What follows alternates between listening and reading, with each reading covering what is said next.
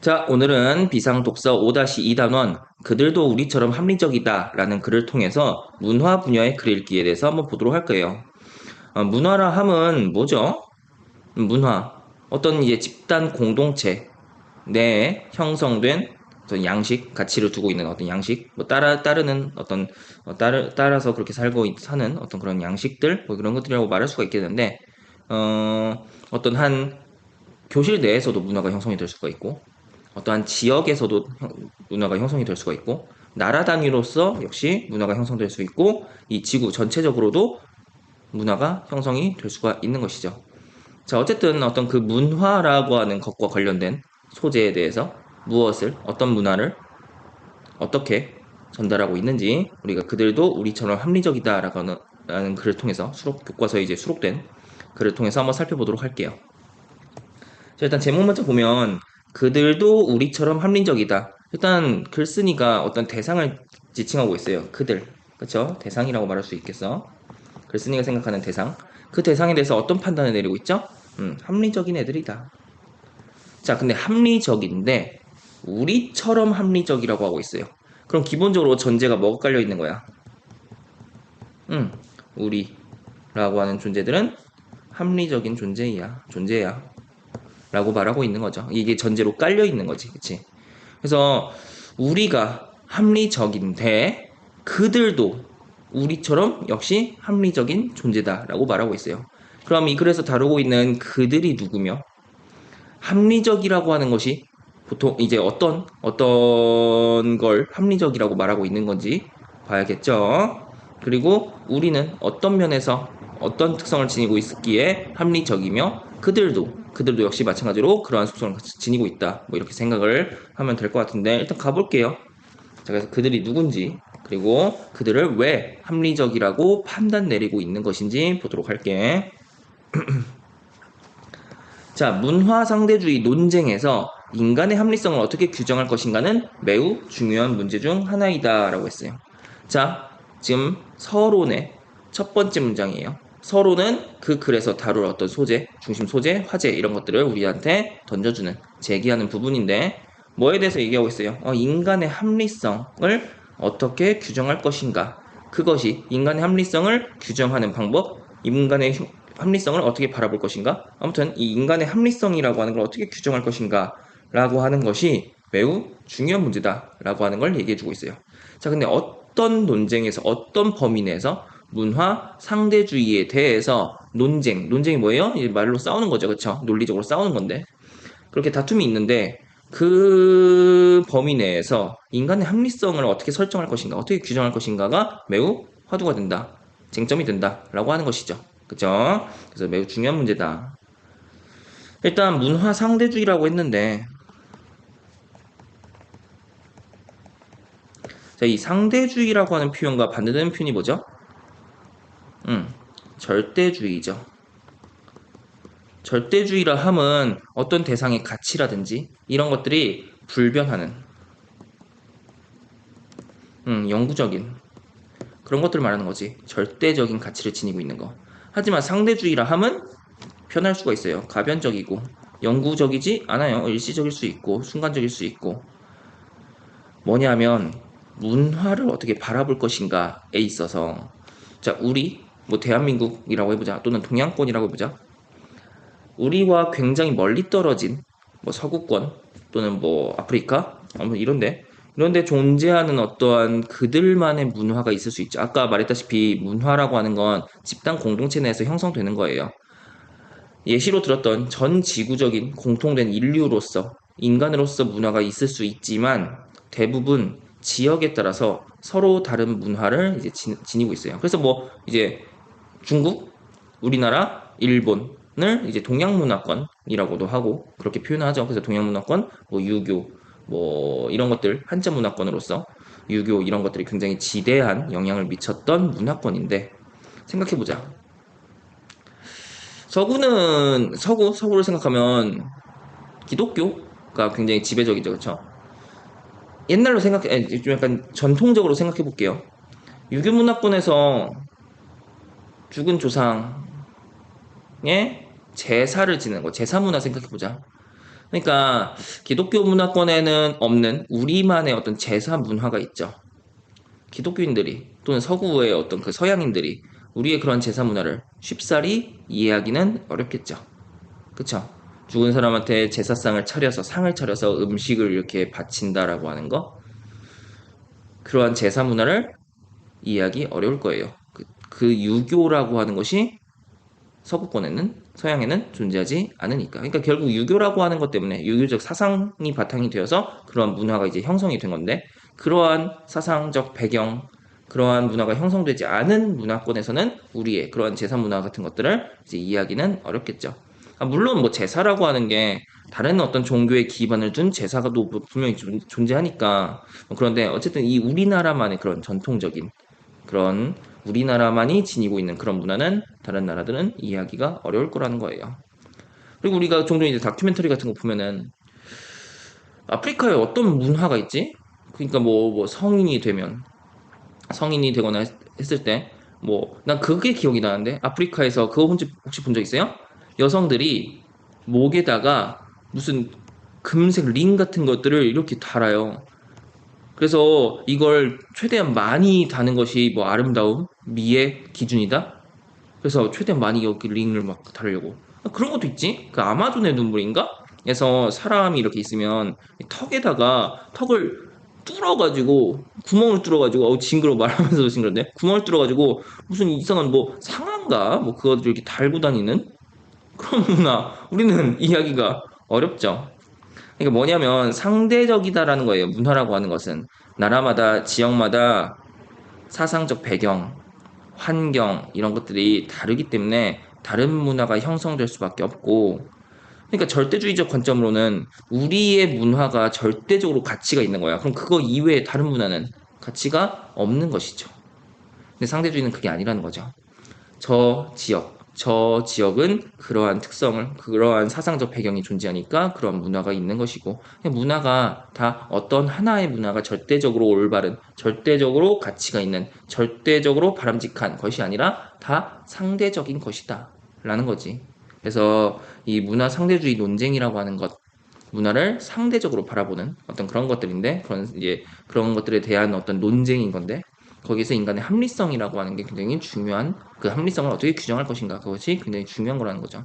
그러니까 아까 이거 턱에다가 무슨 이상한 뿔 같은 거 달고 다니는 거, 우리가 보기에는 전혀 쓰잘데기 없는 행동이죠. 그 왜 생사를 뚫어가지고 턱을 뚫어가지고 거기다가 그런 걸 하고 다녀.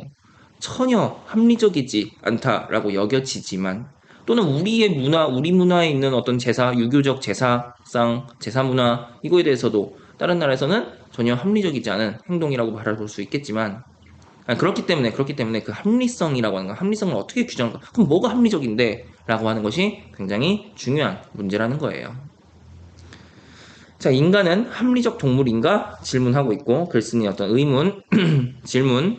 만약 인간이 합리적이라면, 합리성은 모든 사회와 문화에 공통으로 적용되는 보편적인 것인가? 왜? 인간이 합리적인 동물이라면, 모든 사회와 문화에 다 인간이 형성하고 있는 것들이니까, 사회와 문화라고 하는 것은 인간이 형성하고 있는 거니까, 인간이 합리적인 존재라면, 합리적인 인간이 형성하는 사회와 문화, 서로 다른 양상을 보이지만 다 공통적으로 합리적인 것이라고 말할 수가 있게 되는 거죠. 그럼 과연 그런 것인가? 그런 보편적인 것인가? 일반적인 것인가? 아니면 합리성의 기준과 내용이 서로 다른 모든 문화와 사회에서 그 합리성의 기준과 내용이 서로 다른가? 라고 얘기하고 있어요. 질문하고 있어. 자, 그 다음 결론부터 말하면 이 질문에 대한 결론 답이죠. 그쵸? 역시 묻고 답하는 방식을 통해서, 문답의 방식을 통해서 서론에서 우리에게 이 글을 통해서 전달해 줄 내용을 던져주고 있어요. 합리성은 문화적으로 정의되는 것이다. 합리성을 어떻게 규정할 것인가? 합리성이라고 하는 것은 문화적으로 정의되는 것, 규정되는 것이고, 사람들의 행동 환경은 다 사회와 문화마다 다르다. 아주 다르다. 그 사회와 문화마다 다르기 때문에 합리성이라고 하는 것은 모든 지구, 모든 사회와 문화의 공통으로 하나의 기준으로서 정해지는 것이 아니라 서로 다른 다양한 그러한 문화에 의해서 서로 다른 합리성이 존재할 수 있다는 거예요. 그러니까 합리적이라는 하는 것도 합리성이라는 것도 역시 상대적이다라고 말하고 있는 거지. 모든 인간은 나름대로 합리적이지만 각자 모든 사회와 문화에서 각자 나름대로 합리성을 지니고 있어요. 모든 인간은 나름대로 합리적이지만 그 문화는 환경에 의해 만들어진 것이며 그 환경은 서로 다르죠. 그렇죠? 지역마다 사람들의 인식과 가치와 욕망도 역시 마찬가지이다. 무엇과 마찬가지다. 환경에 의해서 만들어진 것이다. 인식, 가치, 욕망. 그럼 서로 다른 지역 간에, 서로 다른 문화권에서 다 환경 다르니까 역시 마찬가지로 인식, 가치, 욕망 이런 것들도 다 서로 다른 환경에 의해서 만들어지는 것이기 때문에 다 다양하다. 그들도 우리만큼이나 합리적인 것이다. 이거 제목 나왔죠? 그들도 우리만큼 합리적인 것이다. 그러니까 다른 지역, 다른 지역권의 어떤 사람들이 보이는 행동 양식과 같은 것들이 다 그들의 인식과 가치와 욕망이 반영된 것이며, 그리고 그것은 이제 환경에 의해서 만들어진 거지. 근데 그 환경이라는 것은 서로 다 다르기 때문에 역시 우리가 세상을 인식하는, 그리고 우리가 지니고 있는, 우리가 바람직하다고 생각하는 가치, 우리가 지니는 욕망 이런 것과는 다른 인식, 가치, 욕망을 지닐 수 있고, 그것도 다 그들의 합리성이 반영된 것이다 라는 거예요. 그래서 다시 정리를 해보면 지구상에 뭐 A라는 나라, B라는 나라, C라는 나라, D라는 나라가 있다고 해보자. 자, 근데 인간이기 때문에 인간은 나름대로 합리적인 존재예요. 합리성이 존재해요. 자, 근데 A의, B의, C의, D의 환경이 서로 다 달라요. 상이하다. 그래서 이 환경이 다르기 때문에 서로 다른 문화, 인식, 가치, 욕망 이런 것들이 다양하게 나타나는 거지. 환경이 다르다, 다양하다. 그래서 이러한 환경에 의해서 나타나게 되는 이런 것들 다 다양하게 나타날 수가 없고, 그들의 각각의 그 각 ABCD 나라의 각각의 문화인식, 가치, 욕망 이런 것들이 다양하기 때문에 나름대로 그들의 합리성이 반영된 것들이다라는 거예요. 뭔지 알겠죠? 그들도 그래서 우리처럼 합리적인 거다. 합리성이라고 하는 것은 상대적인 것이다 라는 거지. 자, 그래서 본론 1부터 이제 본격적으로 무엇에 대해서 설명을 하고, 아마 그걸 설명할 거야. 그들이 우리만큼이나 합리적이다라고 하는 것을 이제 본격적으로 설명을 할 거예요. 근데 이게 그들도 우리만큼 합리적이다라고 하는 얘기가 우리가 처해 있는 환경 내에서의 합리성, A라는 애들이 처한 환경에서의 합리성, 이런 것들이 상이한 모습을 보이지만 나름대로 합리적인 것이다 라고 얘기할 거예요. 그거에 대해서 설명할 거예요. 일단 환경이 어떻게 다른지, 그 환경에 따라서 가치, 인식, 욕망 이런 것들 어떻게 다르고, 그에 따라서 그런 행동을 보이는 것이 합리적이다, 이런 구조로서 설명을 할 거라는 거죠. 그래서 본론 1부터 들어가 보도록 할게. 자, 그래서 본론 1을 보면 미국의 인류학자인 스피로, 자, 학자 나왔어요. 그쵸? 학자 나오면 우리가 그 학자의 견해를 살펴봐야 돼요. 입장을 살펴봐야 돼. 근데 우리가 뭐 보기로 했어요? 다른 문화권의 사람들도 우리만큼이나 합리적인 것이다. 그 다른 문화권의 사람들의 합리성에 대해서 이제 설명을 할 건데, 그 스피로에라고 하는 사람이 미국의 인류학자고요. 학자의 견해 입장, 어떤 이론, 실험 이런 것들 볼 수 있어야 돼요. 그걸 통해서 결국 파악해야 되는 건 견해 입장이다. 자, 미얀마 사람들에게는 증권 투자보다도 종교적인 지출이 훨씬 더 합리적인 의사결정일 수 있다는 점을 명확히 밝히고 있다라고 해서 스피로의 연구 결과라고 말할 수가 있을 것 같아요. 미얀마 사람들에게는, 이게 이제 그들이 되는 거고, 종교적인 지출이 그들의 합리성을 보여주는 것이다. 뭐냐면 자본주의 사회, 자본주의 국가, 돈이 중요한 가치를 지니고 있는 나라들, 에서는 돈을 증권에 투자하는 것이 보다 더 합리적인 행위예요. 그 투자를 통해서 돈을 더 버는 행위가. 종교적인 데에다가 그 돈들을 지출하는 것보다는 그렇게 돈을 버는 것이, 투자를 통해서 돈을 버는 것이 더 합리적인 의사결정으로 여겨지지만 미얀마 사람들에게 있어서는 그것보다는 이렇게 종교적인 지출에 돈을 더 많이 소비하는 것이 더 합리적인 행위다 라고 하는 걸 얘기하고 있어요. 스피로가 그렇게 얘기했대요. 그러면 왜 이게 합리적인 행위인지, 돈이 중심 가치가 되는 국가에서는 비합리적인 행위인데 이건 분명히 그들 나름대로의 합리적인 소비이다 라고 말하고 있는 거예요. 그의 관찰에 의하면 스피로라고 하는 학자의 관찰, 실험, 북부 미얀마의 가난한 농부들, 가난한 사람들이에요. 서구인이 봤을 때 불필요한 일들의 수입 대부분을 지출한다. 그 불필요한 일들, 서구인이 봤을 때는 불필요한 일들, 그게 뭐야? 종교적인 지출이에요. 수입 대부분을 지출. 대개 보통 종교적인 의례, 승려들을 위한 만찬, 정교한 탑을 쌓는 일, 이것들이 뭐예요?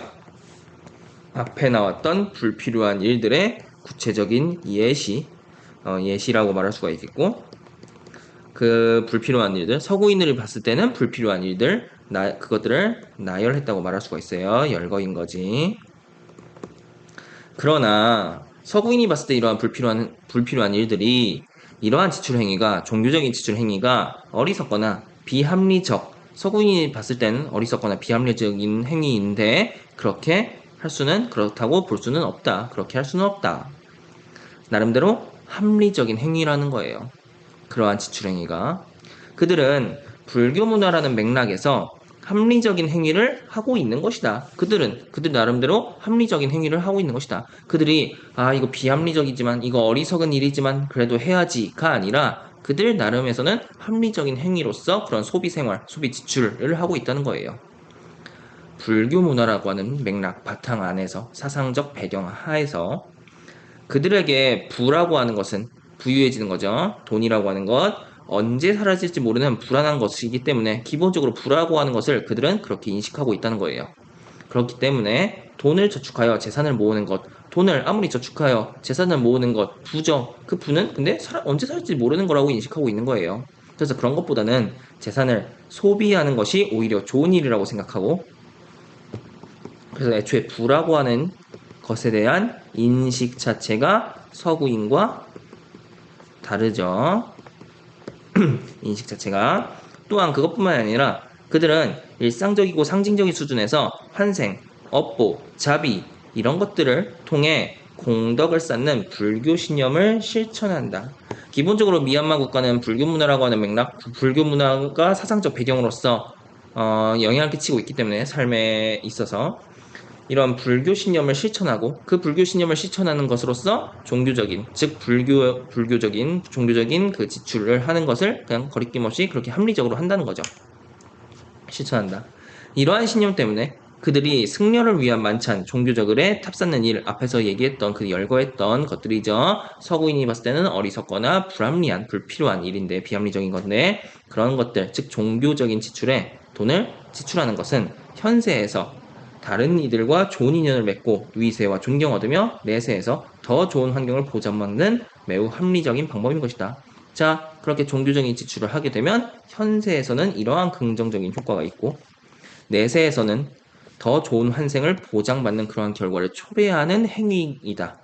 그러한 좋은 긍정적인 결과를 초래하는 행위, 즉 합리적인 행위라는 거예요. 그래서 매우 합리적인 방법인 것이다. 서구인들의 기준에 따라서 돈이 최고의 가치를 지니고 있는 어떤 국가에서 봤을 때는 그 미얀마 가난한 농부들의 종교적인 지출에 많은 수입 대부분을 지출하는 그런 행위가 어리석고 비합리적으로 보일 수 있지만, 미얀마 사람들은 나름대로의 합리적인 방법을 취하고 있는 거고, 그 합리적인 방법을 행하고 있는 거예요. 합리적인 소비 지출을 하고 있는 거예요. 무슨 말인지 알겠죠?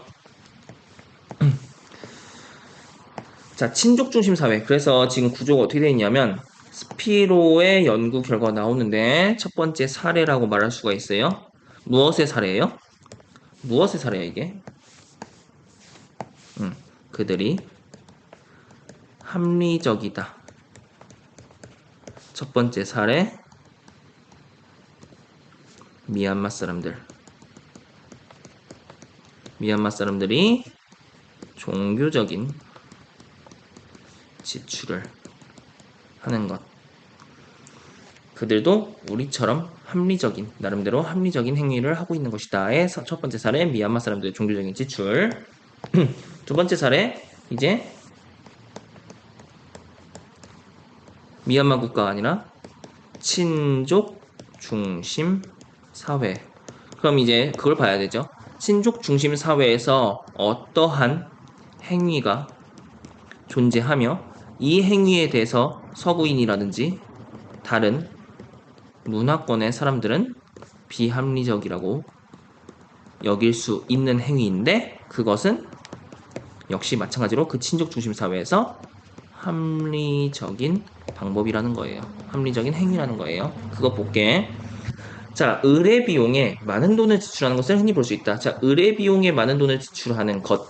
이게 다른 문화권의 사람들, 친족 중심 사회가 아닌 사회에서의 사람들이 봤을 때는 매우 비합리적이고 낭비일 수 있지만 그것이 그 사회 내에서는 합리적인 어떤 지출이라는 거예요.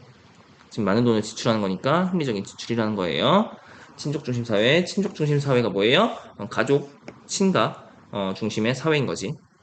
그래서 그것을 흔히 볼 수 있다. 두 번째 사례 제시했고, 많은 아시아와 아프리카, 중남미, 중동 국가들, 이 나라들이 지금 친족 중심 국가들 사회를 말하고 있는 거예요. 역시 열거했다고 말할 수가 있겠고요. 에서 치르는 결혼식 비용, 그 의뢰 비용 중에서 결혼식 비용은 그들의 생활 수준에 비해 상상할 수 없을 정도로 많은 돈을 지출한다.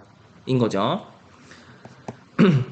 앞서 말했던 그 사회들, 국가들 뿐만 아니라 인도, 여기 이게 중남미지, 그치? 중남미가 아니지. 잘못 생각했네. 아시아. 인도, 방글라데시 같은 나라나 이슬람 국가들, 중동 국가들, 혼례를 보자. 자, 어떻게 써요? 많은 돈을 지출하겠죠. 이들은 일주일 내내 음식을 풍족하게 차려 잔치를 벌이고 춤을 추는데 많은 의뢰 비용을 지출하는 것 당연하게 생각한다. 피지의 원주민 마을, 이 피지가 아마 중남미일 거예요.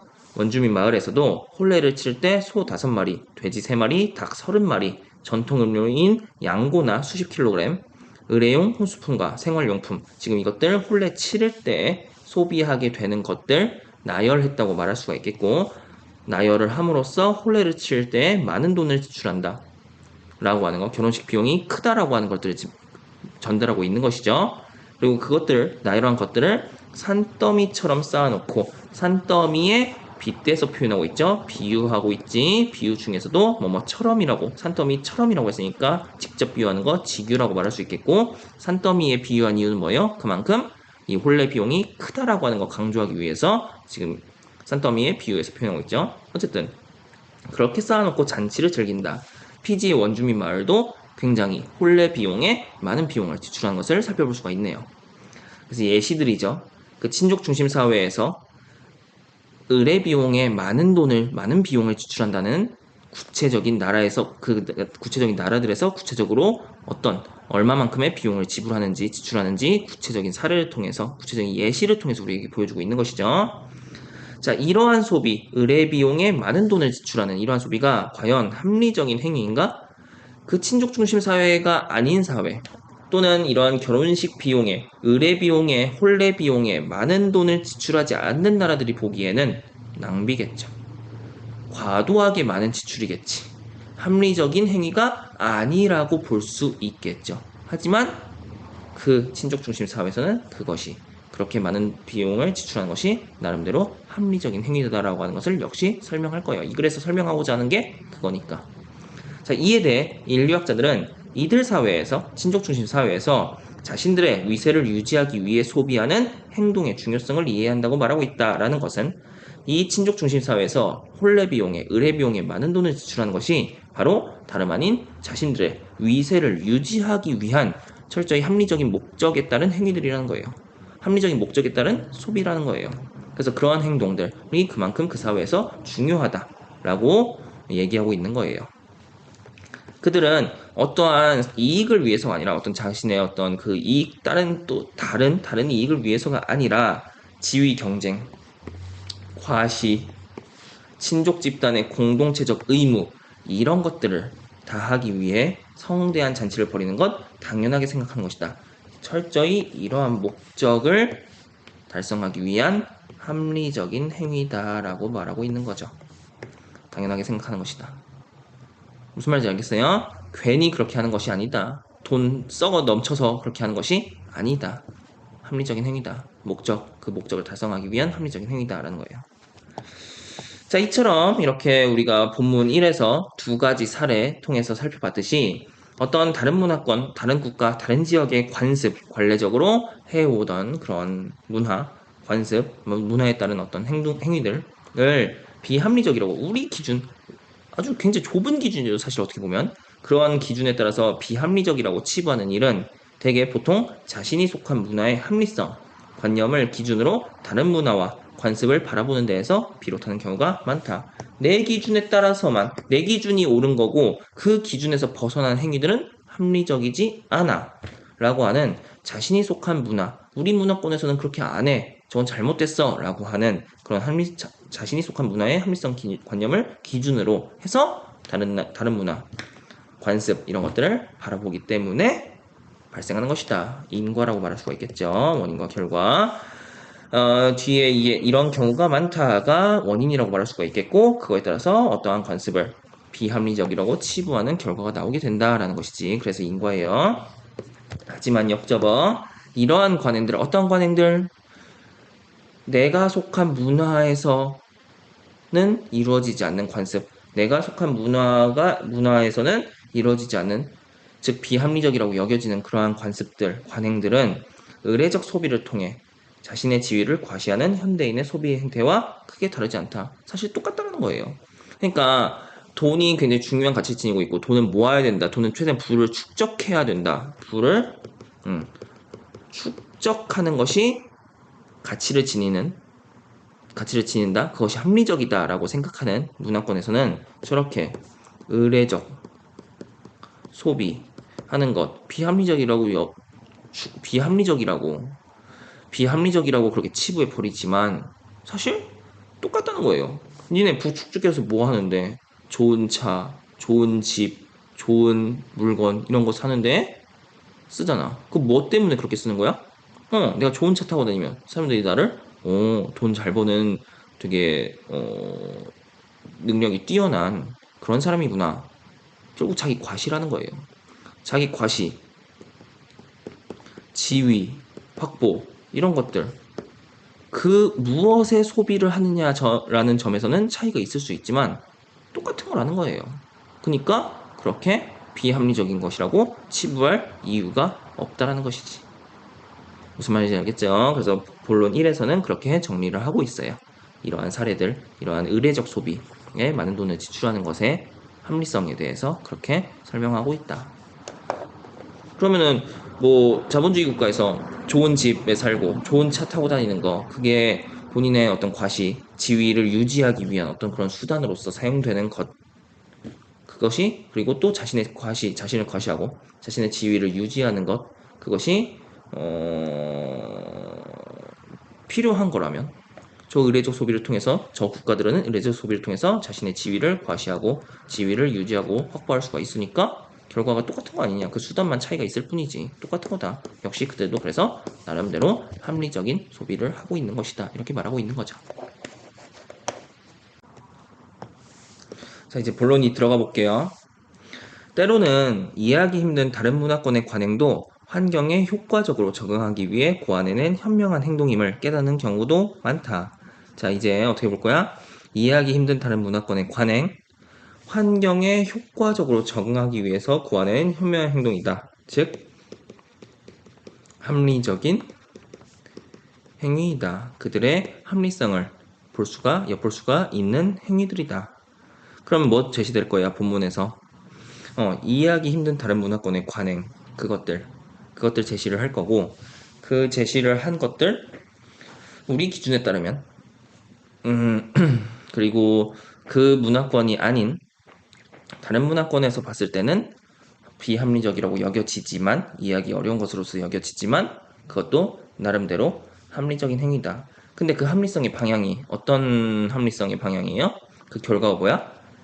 앞에서는 본론 1에서는 어떤 지위, 과시 뭐 이런 것들이었는데 환경에 그 문화권, 그 지역의 환경에 적응하기 위한 그런 행동들이다. 그런 방법들이다. 라는 방향으로서 합리적인 행위다라고 말할 거예요.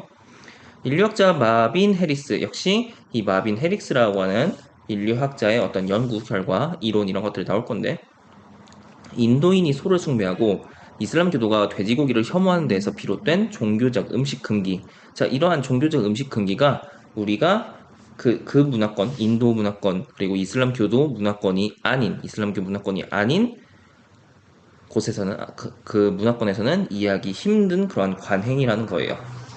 그것을 환경적 합리성으로 해석하고 있다. 즉, 그 환경, 인도와 이슬람교가 사상으로서, 종교적인 사상으로서 지배하고 있는 그 국가들, 그 지역의 환경에 효과적으로 적응하기 위해서 고안해낸 현명한 행동이다. 그런 점에서 합리성이 존재한다.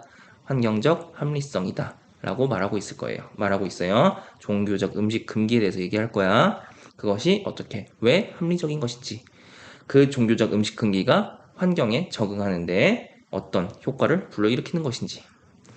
피상적으로 볼 때는 피상적으로 본다는 것은 그냥 겉으로 본다는 거예요. 그 이면까지, 그 의미까지 파악하지 않고 속 안에 있는 의미까지 파악하지 않고 그냥 겉으로 봤을 때는 그 소숭배, 인도인의 소에 대한 숭배와 이슬람교도들의 돼지고기를 혐오하는 것은 단순히 종교적인 그런 금기시되는, 즉, 금해지는 행동들로만 이해될 수 있는 암수숭배와 음식 금기, 그 돼지고기 혐오의 이면에는 효과적으로 소를 이용하는 지혜가, 이게 지금 여기서 암수숭배와 음식 금기가 내가 이슬람교도의 돼지 혐오라고 했는데 그게 아니라 이제 첫 번째 인도인이 소를 숭배하는 것, 그걸 통해서 종교적 음식 금기가 환경적 합리성, 어떠한 환경적 합리성이 존재하는지 그것을 이제 설명할 내용이 먼저 나오는 거네요.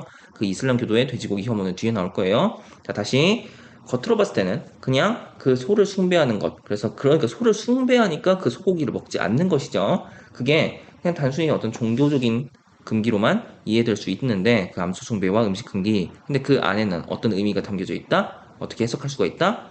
효과적으로 소를 이용하는 그 지역에서, 그 환경에 효과적으로 적응하는 방법이라는 거죠. 그게 이제 효과적으로 소를 이용하는 지혜가 깔려 있다고 표현이 되고 있어요. 그러면 그 인도인들이 어떤 환경에 처해 있고 그 환경 속에서 소를 숭배하는 것, 그리고 소고기를 먹지 않는 것이 그렇게 함으로써 소를 이용하는 것이 환경에 그들이 어떻게 적응하는데 도움이 되는 것일까? 어떤 지혜가 깔려 있는 것일까? 우리가 그것을 파악을 해야 된다는 거예요. 그래서 마빈 해리스의 연구 결과가 여전히 이어지는데 인도인이 소를 먹지 않음으로써 더 효과적으로 소를 활용하고 있고 어느 하나도 낭비하지 않고 가장 실용적으로 이용하는 민족이라고 해석한다라고 해서 마빈 해리스의 연구 결과 견해 관점이에요. 자, 소를 먹지 않음으로써, 소를 숭배함으로써, 그러니까 종교적인 금기로 보이는데 이게 이렇게 효과적으로 소를 활용하는 것이고 낭비하지 않고 실용적으로 이용하는 것이다. 소를 이용하는 지혜이며 이게 바로 환경에 적응하기 위해서 효과적으로 현명한 방법으로서 고안해낸 것이라는 거죠. 인도의 소는 쟁기를 끌고 연료를 공급하며 비료, 우유, 가축 등을 제공하는 인도인들에게 그러한 이제 효용을 제공하는 그러한 동물인데, 가축인데, 인도의 소가 만약에 경작지와 식량이라고 하는 한정된 자원을 두고 인간과 경쟁한다면 이야기는 달라지겠지만, 자, 만약에 인도의 소가 한정된 자원인 경작지, 식량을 두고 경쟁을 하는 관계라면 인도인들은 소를 싹 다 뭐 해버려야 돼요? 다 죽여버려야 돼. 우리 경쟁자니까. 근데 그렇겠지만 인도의 암소들은 생태계에서 인간과 애초에 경쟁 구도가 아니다. 경쟁하지 않고 오히려 인간이 남긴 쓰레기, 찌꺼기 이런 것들을 남김없이 치워주고 우유를 생산해주는 고마운 존재다. 고마운 존재니까 죽여버리면 돼? 그냥 싹 다 잡아먹어버리면 돼? 안 되죠. 살려둬야 되는 거지. 그러니 암소를 숭배하고 소고기를 먹지 않는 금기에도 환경적 합리성이 있다고 볼 수 있지 않겠는가? 있다. 그렇게 볼 수 있다라고 하는 답 정해져 있으니까 설의적 표현을 하고 있고 이러한 설의적 표현을 통해서 무엇을 강조하고 있는 거예요? 인도인들이 암소를 숭배하고 소고기를 먹지 않는 금기에는 그 이면에는 환경적인 합리성이 분명히 존재하는 것이다를 강조하고 있죠. 강조해서 우리에게 전달하고 있죠. 그래서 정리를 해보면 환경, 그러니까 소가 만약에 없다면 쓰레기, 인간이 남긴 쓰레기, 특히 이제 인도인 되겠죠. 그리고 찌꺼기, 이거 치워주는 존재가 소인데 그런 것들 그냥 나뒹굴고 그냥 남아있게 되겠고 결국 그 환경이 깨끗해지지 않고 더러워진다면 누구한테 피해가 가는 거예요? 거기에 살고 있는 인간에게 피해가 가며 인간은 그 환경에서 살아남지 못하게 된다는 거죠. 그래서 소를 숭배하고 소는 살려줘야 되는 거야. 소를 숭배하고 소고기를 먹지 않는 숭배하는 대상인 그 암소의 소고기를 먹지 않는 그러한 관행은 단순 종교적인 금기가 아니라 결국 인간에게 이익이 되는 합리적인 존재. 그리고 그 인간에게 이익이 되는 합리성이라고 하는 것은 그러한 환경 속에서 얻게 되는 이익인 거니까 환경적 합리성이라고 말할 수가 있을 것 같아요. 무슨 말인지 알겠죠? 또 한 나왔으니까 돼지고기 이제 그 이슬람 교도들의 돼지고기 금기 얘기 나올 거예요. 자, 이제 이슬람 교도들의 돼지고기 금기에 대해서 보면서 그 문화 상대주의를 우리가 이해해 볼 거예요. 문화 상대주의를 이해하는데 돼지고기에 대한 금기와 상징 체계가 문화마다 얼마나 다를 수 있는지 살펴보는 것만큼 좋은 사례도 없다. 이 이슬람교의 돼지고기에 대한 금기 그리고 상징 체계 이게 문화마다 얼마나 문화마다 관습과 합리성이 다른지를 살펴볼 수 있다는 거죠. 좋은 사례라는 거지.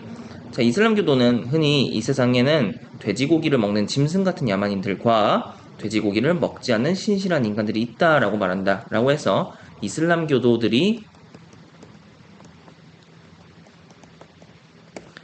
인간을 바라보는 구분하는 두 가지 기준, 그러니까 한 가지 기준, 돼지고기를 먹냐 안 먹냐. 그래서 돼지고기를 먹는 야만적인 인간들, 먹지 않는 신실한 인간들 이렇게 분류를 하는 그런 이슬람 교도들의 인식을 살펴볼 수가 있어요.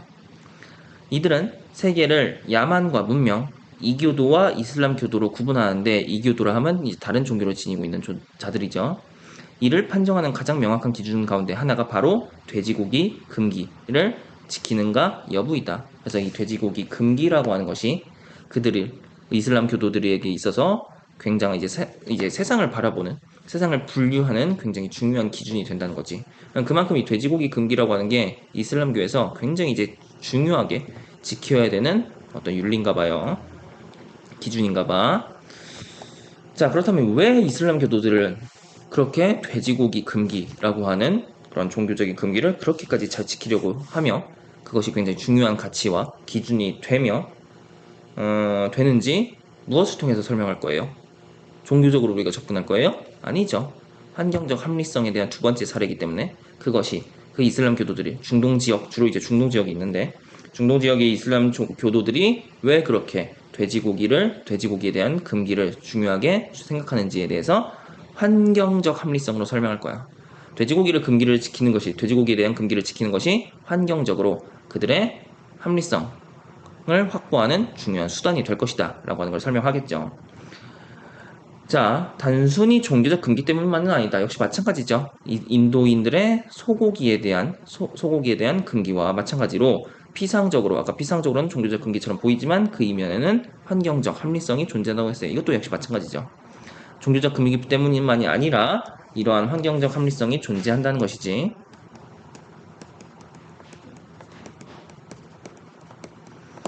돼지고기는 선모충증이라고 하는 질병을 일으킬 수도 있고 치명적인 탄저병이라고 하는 질병을 옮길 수도 있어서 중동지방에서 매우 위험한 음식이다.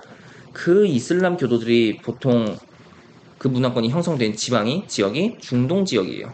이 중동 지역에서 돼지고기가 굉장히 위험한 질병을 야기할 수 있는 그러한 고기가 된다는 거지. 그러니까 사람들이 그 돼지고기 먹으면 다 죽어나갈 테니까 그 중동 지역에서 인간들이 생존할 수가 없게 되겠죠. 그 환경에 이제 적응하기 위한 일환으로서 돼지고기를 금기시하는 거고, 그 돼지고기 금기라고 하는 것과 종교적인 내용이 요소가 합쳐져서 그냥 강력한 적응 수단이 된 거죠.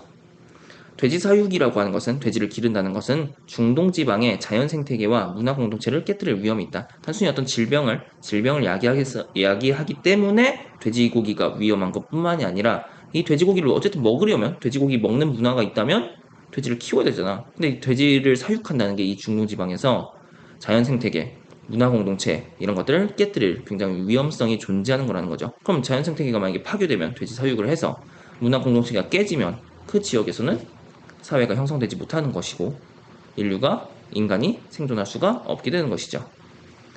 유목 생활을 하거나 반정착 농경을 하는 아랍인들에게 돼지는 위협적인 존재가 된다. 그 위협적인 존재가 되는 이유는 앞에서 얘기했죠. 자연 생태계, 문화 공동체 깨뜨릴 수 있으니까. 그래서 유목 생활을 하기 때문에 그 아랍인들이 그 반정착 농경을 하기 때문에 돼지 사육이 위험한 거라는 거예요. 돼지를 끌고는 어디도 이동할 수 없기 때문이다. 그 이유라고 말할 수가 있겠죠. 유목생활을 하거나 반정착 농경을 하는 아랍인들에게 돼지가 위협적인 존재가 되는 이유는 뭐예요? 돼지 끌고는 어디를 갈 수가 없다. 얘는 딱 어디 한 군데에 정착해서 그 지역에서만 계속 농경을 하는 것이 아니라 옮겨 다니면서 정착 농경을 하는 존재들이기 때문에. 근데 다녀야만이 그들이 생존을 할 수가 있는데, 돼지 때문에 옮겨 다니지 못하게 돼. 그러면은 그 지역에서 적응할 수가 없게 되는 것이죠. 자, 그러므로 돼지고기를 먹지 말라는 종교적 금기에는 생태학적인 전략과 합리성도 있는 것이다. 생태학적인 합리성이 존재하는 그러한 행위이다. 단순한 종교적 금기가 아니다. 라는 것이죠. 자, 반면에라는 표지어가 나왔어요. 그쵸? 대조를 나타내는 표지어지. 앞에서 이슬람 교도들이 돼지고기를 금기시하는 그러한 환경적 합리성에 대해서 설명을 했는데, 그것과 대조되는 정보들이 나올 거예요. 돼지고기를 이제 먹겠죠. 금기되지 않겠지. 중국과 대다수 남태평양 섬나라에서 돼지는 매우 특별하고 좋은 동물이다 라고 해서, 앞서 이슬람 나라에서는 돼지고기가 금기되는 그러한 동물이었는데, 중국과 대다수 남태평양 섬나라에서는 돼지가 좋은 동물. 이들 나라에서는 대부분 돼지를 방목하여 기르는데, 집안이나 부엌에 돼지가 들어오는 것은 보통 외환동물 이상으로 인간과 가깝고 친근, 인간과 돼지가 함께 살아가는 그러한 존재로서 여겨지는 동물이네요. 같은 동물이더라도 어떤 문화권에서는 그 환경적 특성 때문에 금기시되는 동물이며, 또 어떤 나라에서는 굉장히 좋은 동물이라는 거, 굉장히 친근한, 또한 돼지를 조상신에게 바치는 가장 귀한 의례용 동물로 숭배하기도 한다. 자, 지금 본문 2 같은 경우는, 그쵸, 중간에 점검을 하자면 본문 2 같은 경우는 역시 우리가 이해할 수 없는, 그러니까 소를 숭배하는 거, 소가 뭔데 숭배를 해? 소고기 얼마나 맛있는데 소고기를 먹지 않아. 돼지고기 얼마나 맛있는데 그걸 먹지 않아. 우리로서는 이해하기 어려운 그러한 관습과 관행들이 이루어지지만, 그것들이 다 해당 지역에, 해당 문화권이 이제 속해 있는 그 지역의 환경적 특성 때문에, 그러한 환경에서 적응하기 위해서 그런 관행이 생기게 된 거, 즉 환경적 합리성에 따른 행위라고 하는 것을 지금 사례 첫 번째가 뭐였죠? 인도인의 소 숭배. 그래서 소고기를 먹지 않는 금기, 음식 금기. 사례 두 번째 사례는 이슬람교도 돼지고기를 먹지 않는 그런 음식 금기 이런 것들이 다 환경적 합리성을 보여주는 것이었죠.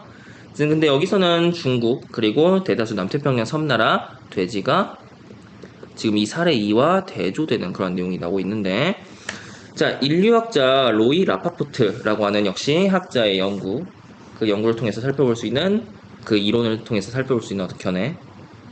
뉴기니 고산지대에 사는 챔바가 마링족이라고 하는 구체적인 사례인데요. 카이코라는 돼지 축제를 연구하였다라고 해서 라파포트는 그 카이코라는 돼지 축제 연구했던 학자인데, 이 축제는 보통 12년에 한 번씩 열리는데 거의 1년 동안이나 계속된다. 돼지의 수가 늘어나면 돼지가 밭을 훼손하게 되고 이로 인해 이웃과 싸움이 늘어나는 등 문제가 발생한다. 인간에게 있어서 그 돼지의 수가 늘어난다라고 하는 것 때문에 지금 그 환경 속에서 그 사회에서 이런 문제가 발생한다라고 하고 있어요. 그러면 자, 그렇게 문제가 발생하면 이 문제는 무엇으로 인해서 발생한 거예요? 돼지 수 증가로 인해서 발생하는 인간 사회 또는 문화에서의 문제점인 거죠. 그러면 부족 사람들은 축제를 열어야 할 때, 앞에서 얘기했던 카이코라고 하는 돼지 축제, 그 축제를 열어야 할 때가 되었음을 감지 카이코 축제를 연다. 카이코 축제라고 하는 돼지 축제를 열게 되는 게 문제가 발생해서 돼지수 개체 증가로 인해서 한 문제가 발생하게 되면 그 축제를 이제 열게 되는 거예요. 자, 이 시기에는 기르고 있던 돼지 대부분을 잡아 식량으로 활용한다. 그리고 축제가 끝나면, 그러니까 돼지 대부분을 잡아서 식량으로 활용한다는 거, 이제 돼지 수가 감소하게 되는 거죠. 그럼 앞에서 얘기했던 그 돼지 수의 증가로 인해서 발생했던 문제가 해소가 되겠죠. 축제가 끝나면 두세 달 이내에 다른 부족과 전쟁을 벌여 남아있는 돼지들을 제물로 바치는 데 쓰고 조상신에게 올리는 제사에도 활용한다. 그 후 남아있는 돼지를 다시 키운다. 자, 여기까지 봤을 때 이 라파포트가 연구했던 뉴기니 고산지대에 사는 챔바가 마링족이라고 하는 부족의 카이코라고 하는 돼지 축제, 뭔가 우리가 완전히 이해하기 어려운 축제 문화? 어쨌든 다른 문화권의 축제 문화를 이제 보여주는 그런 축제에 대해서 연구를 한 그 연구 결과가 나왔는데요. 이것도 뭐겠어? 인간 사회의 문제를 해결하기 위해서 그런 축제, 그런 문화가 존재하는 거잖아요. 그쵸? 결국 뭐야? 인간 사회 문제를 해결하기 위한 합리성이 있는 그러한 축제 문화인 거지. 그래서 그 합리성을 보여주는 사례라고 말할 수가 있다라는 거. 돼지축제는 마링족이 사용할 수 있는 자원, 생산 활동의 적당한 인구수 및 가축수, 그리고 그 분배, 더 나아가서는 부족 간의 관계를 적절하게 조절하는 고도의 생태학적 전략인 것이다. 역시 뭐라고 말하고 있는 거예요? 합리성이 있는 합리적인 행위라고 말하고 있는 거예요. 역시 마찬가지로. 돼지축제라고 하는 것이 단순한 축제가 아니라 단순히 뭐 즐기기 위한 축제가 아니라 이러한 환경 속에서, 그러니까 사용할 수 있는 자원, 생산 활동의 적당한 인구수, 가축수, 이런 것들이 다 환경인데 그 환경적인 요소들을 잘 조절해서 결국 그 지역에 적응하기 위한, 그 환경에 적응하기 위한 그러한 합리적인 행위라고 말하고 있는 거죠. 자, 이처럼 지금까지 살펴봤다시피 돼지고기를 혐오하는 사람들, 숭배하는 사람들도 각각 생태학적으로 합리적인 논리가 있다. 그냥이 아니라는 거예요. 다 그 목적을 달성하기 위한 수단이라는 거예요. 적절한 수단이라는 거지. 전략적인 수단이라는 거죠. 돼지 숭배, 혐오를 단순히 종교적 금기로 이해해서는 안 된다. 그렇게 이해하면 그 관습, 그 행태들을 우리가 올바로 이해하는 것이 아니게 된다는 것이죠. 각 문화는 저마다 나름대로의 합리성을 지니고 있고 그 환경에 적응하기 위한 생태적인 전략들인 거죠. 서로 다른 합리성이야말로 각 문화가 지니고 있는 오랜 지혜이자 특수한 환경 조건에서 적응하면서 축적한 귀한 지식인 것이다. 그러니까 예를 들어서 돼지고기 졸라 맛있어. 돼지고기 겁나 맛있어. 돼지고기를 금기하는 문화, 관습, 이해 안 돼. 자, 그럼 내가 이제 그곳에 내가 중동 지방에 가서 내가 나의 거의 주식으로 삼고 있는 돼지고기를 먹어. 병 걸리겠죠. 살아남지 못하겠지. 그 중동 지역에서 합리적인 행위는 뭐예요? 돼지고기를 먹지 않는 거예요. 그러니까 그 환경에 적응하기 위한 지혜가 담겨있는 관습, 행태라는 거예요. 무슨 말인지 알겠지? 그래서 각 문화가 지니고 있는 그 환경, 서로 다양한 환경 속에서 살아가고 있는 그 사회 공동체, 그 집단 공동체가 형성한 문화라고 하는 것은 그 지역의, 그 지방의, 그 문화권에서의 오랜 지혜가 축적된 결과물인 거며 특수한 환경 조건에서 적응하면서 축적한 귀한 지식인 것이다. 그 가치가 있는 것이다. 그러니까 결국 다른 문화권에 우리가 쉽게 이해할 수 없는 그러한 관습과 행위라고 하더라도 그것을 우리가 마땅히 존중해야 한다라는 것이죠. 그렇게 해서 우리가 비상독서 5-2단원 문화 분야의 글 읽기 그들도 우리처럼 합리적이다 라고 하는 글에 대해서 설명을 할 수가 있을 것 같아요. 이렇게 설명할 수 있을 것 같아.